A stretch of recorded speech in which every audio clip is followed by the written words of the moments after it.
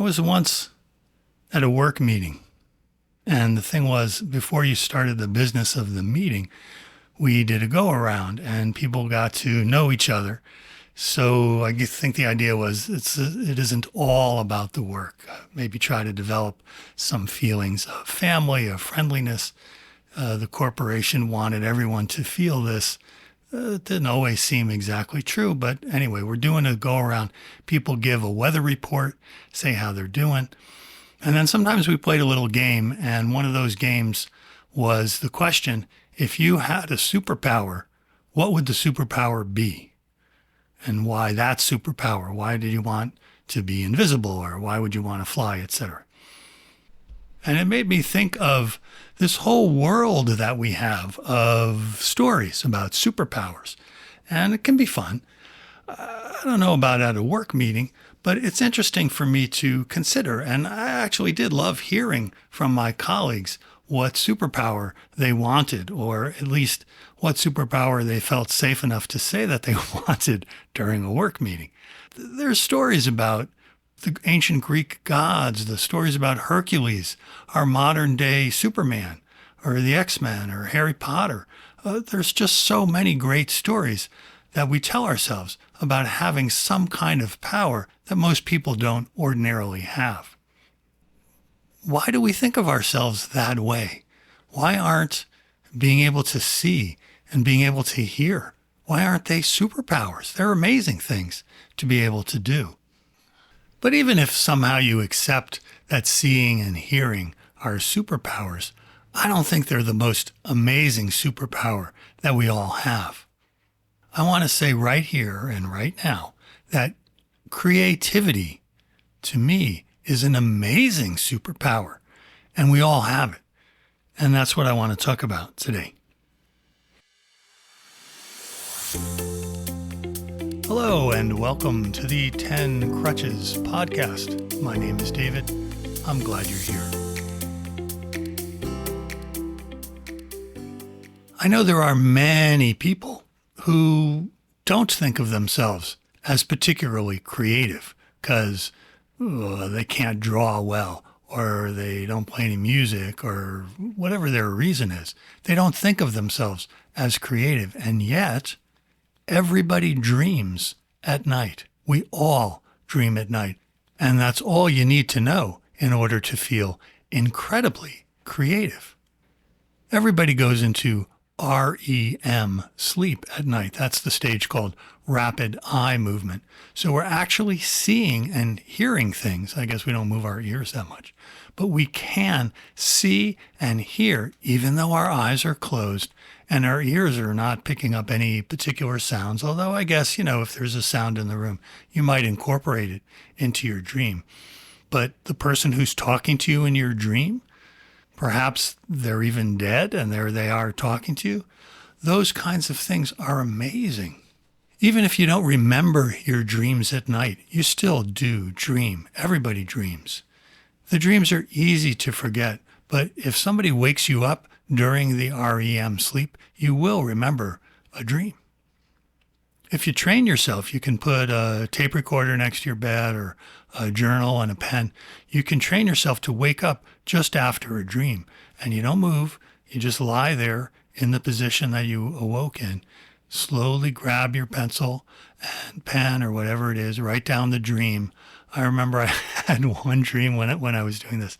I wrote down the dream and I wrote the same line over and over, like I didn't move my hand down the page. So there was like 15 lines just written one right over the other. I couldn't read anything in the morning. So if you do put in the practice, you can remember quite a few of your dreams in quite a bit of detail.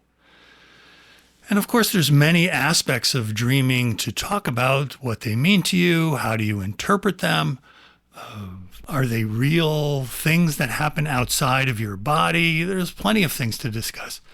But what I'm aiming at here is to get you to realize that when your mind doesn't have the normal day-to-day ego considerations of maintaining your personal self-image, you are an amazing storyteller.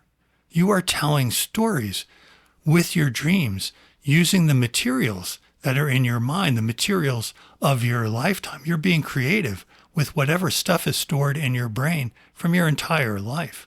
And then you can add to that getting in touch with archetypes. And us humans, we have quite a bit of material available to us when we weave a dream in the middle of the night.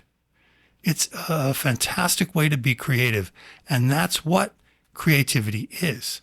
Creativity is taking all the things that are already here and arranging them and rearranging them in ways that they haven't been before. That's what creativity is. It's not like you can invent something completely and totally new. There's nothing new to invent. There's just ways to rearrange what's already here. So if there's some aspect of your life that you're feeling like you're in a rut, you're not really sure what to do, be creative.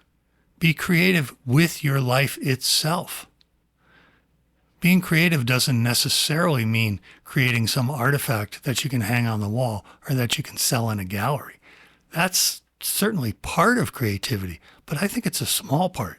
Being creative with your life itself, that's what I would be after if I were you.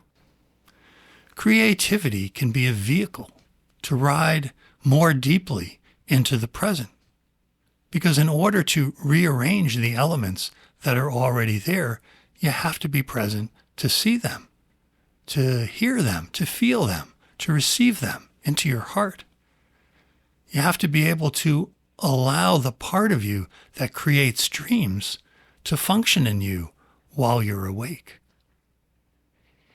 I'm not talking about daydreams. Daydreams are a dime a dozen, and that's just running some story in your head. I'm talking about being creative with the very elements of your life, and you have to be quite present to notice them, and even more present to get out of your own way and let your dreaming mind function. Allow yourself to become more creative. The world needs all of us to be as creative as we can possibly be.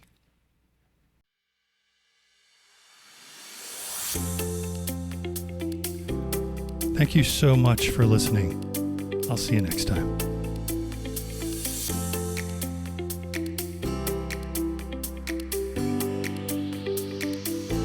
Please visit the home of the 10 Crutches podcast at 10crutches.link.